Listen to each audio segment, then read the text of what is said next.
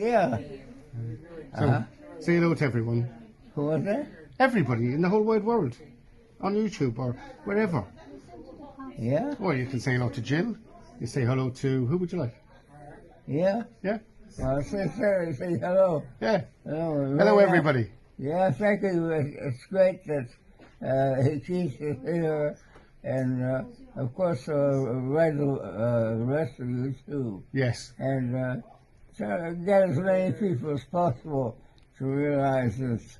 It's ridiculous if Julian Assange dies in the United States. But we won't give up. It's terrible. But if he dies here too, and you don't live 175 years in any country, so he dies too, that would be the same in Britain. So in fact, it's also in the interest of the British, I'm including, of course, I'm saying the British bourgeoisie, because we know it's for the people. But they should let him up. It's just ridiculous to have a guy who just got married with 2 children and to keep him in jail.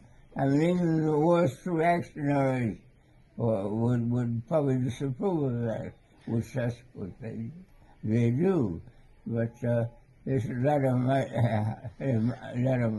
Well, do you know what I want to say to everybody out there? You see this man here, he's in his hospital bed, still protesting.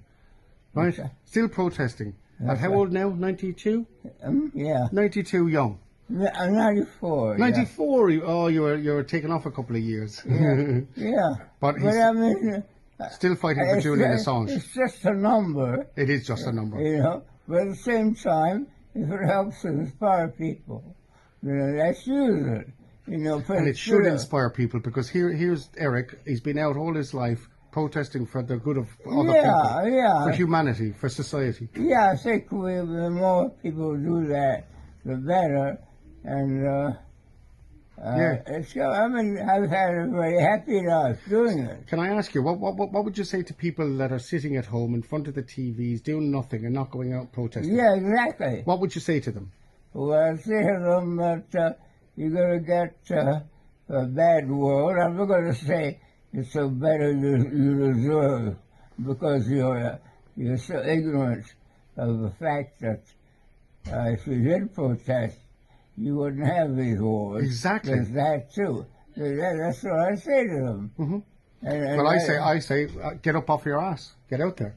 Yeah. So stop complaining and start doing. Not it, Eric? That's right, yeah. Okay, I'll say goodbye on the film, because they don't want me filming it it's too the much. main thing I'd want to say, that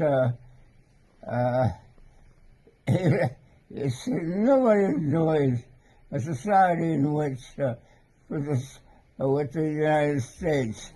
Well, I thought, okay, great, because my choice was a better country in many ways. But then, as you probably know, the president died. President Franklin D. Roosevelt was very good, was friendly towards Stalin and most of the other people. He didn't want war, but he died before the end. And then there was President Truman, and Truman carried on, you know.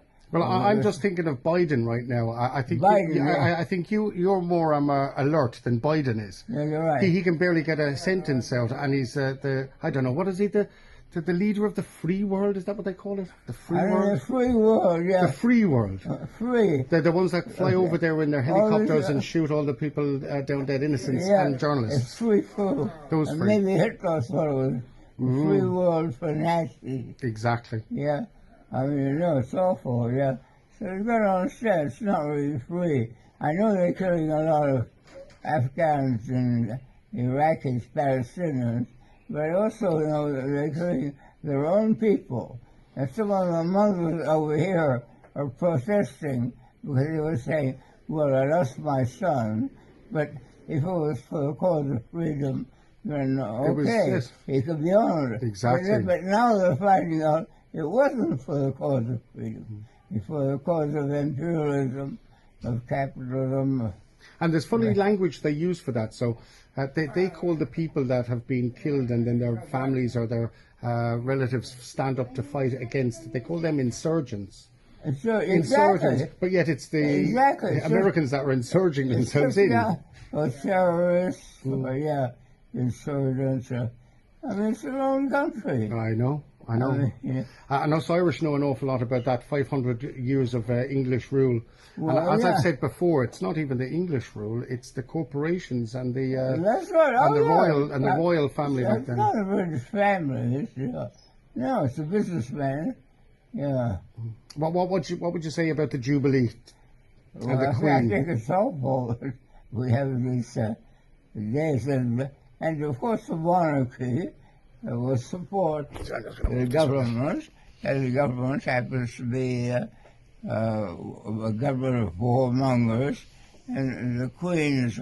So I hope they get rid of the monarchy as soon as possible. Well, of course, in the United States we did just about 200 years ago. You know, you should have a republic, a British republic. We don't want a monarch. We don't want either Harry or Andrew or Andy Pandy. Andy. Oh gosh. There's a funny little tune going around. It's the Grand Old Duke of York. He paid 12 million quid for somebody that he never allegedly met. Something like that. Yeah. And then there's what's his name? Prince Charles. He was Savile's best friend, wasn't he? Jimmy Savile's best friend. I forget who he was, but sure. Yeah. But anyway, he was, of course, husband of Elizabeth. And Epstein was Andy's best friend. Yeah. Do you know the story of the Queen? She went to Canada to an orphanage and took 9 children. And those 9 children were never returned. And whenever the orphanage asks any information about it, they just don't reply. This happened back in the 50s, Oh, yeah. 60s, I believe. Herself and Philip turned up on their own. Yeah. Took them off on a picnic. Just for anybody, yeah.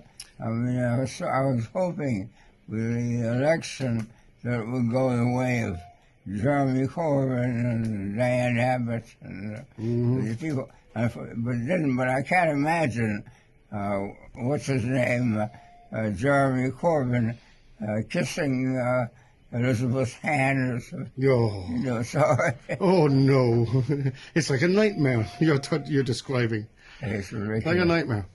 Anyway, I'm just my hand is killing me right now, so I'm gonna turn this off for now.